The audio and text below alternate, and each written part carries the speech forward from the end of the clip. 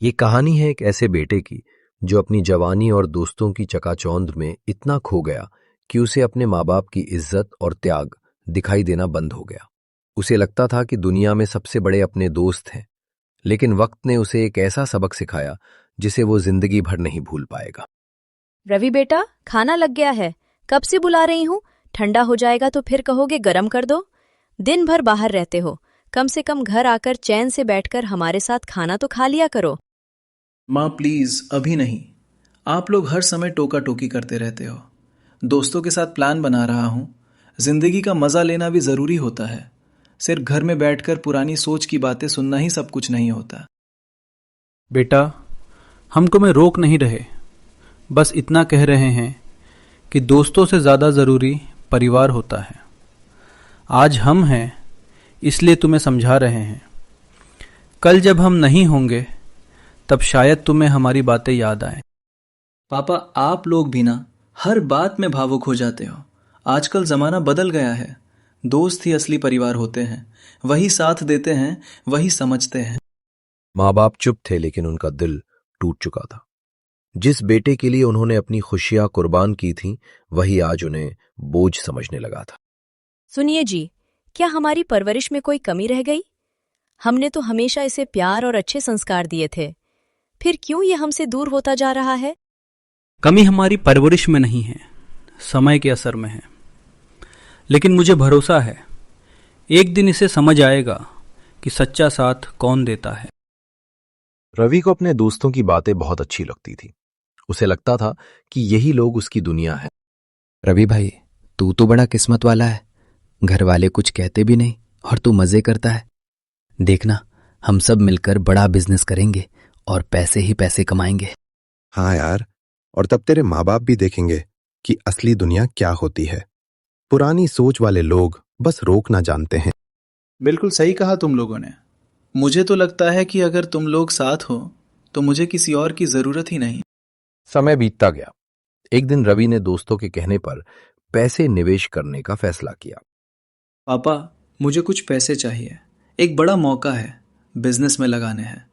आप बस एक बार मदद कर दीजिए, फिर देखिए मैं आपको कैसे गर्व महसूस कराता हूँ। बेटा, ये हमारी जमा पूंजी है। हमने तुम्हारे भविष्य के लिए बचाई है। सोच समझ कर कदम उठाओ। दोस्ती में बहकर फैसले मत करो। अगर आप मुझ पर भरोसा ही नहीं करते तो रहने दीजिए, मैं खुद इंतजाम कर लूंगा। जिस बिजनेस के सपने दिखाए गए थे वो एक धोखा निकला। अजय और विकास पैसे लेकर गायब हो गए। अजय, फोन उठाओ यार, ऐसा मजाक मत करो। मेरे सारे पैसे चले गए। अजय। आज पहली बार रवि के कदम भारी थे। उसे समझ नहीं आ रहा था कि घर जाकर क्या कहेगा। बेटा, क्या हुआ? चेहरा इतना उतरा हुआ क्यों है? माँ, मैंने बहुत बड़ी गलती कर दी। जिन दोस्तों को मैं अपना सब कुछ समझता था, वही मुझे धोखा देकर चले गए।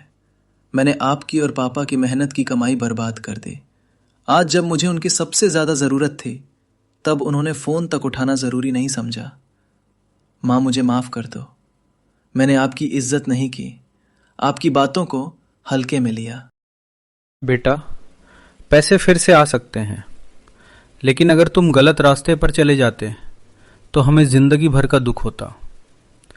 हमें तुमसे कोई शिकायत नहीं, बस इतना दुख था कि तुम हमसे दूर हो गए थे। पापा, आज समझ आया कि सच्चा साथ वही देता है जो हर हाल में साथ खड़ा रहे। दोस्त तो वक्त के साथ बदल जाते हैं, लेकिन माँ बाप हर हाल में अपने बच्चों के साथ रहते हैं। मैंने बहुत बड़ी गलती की है। समय ने रवि को सिखा दिया था कि रिश्तों की कीमत क्या होती है। अब वो बदल चुका था।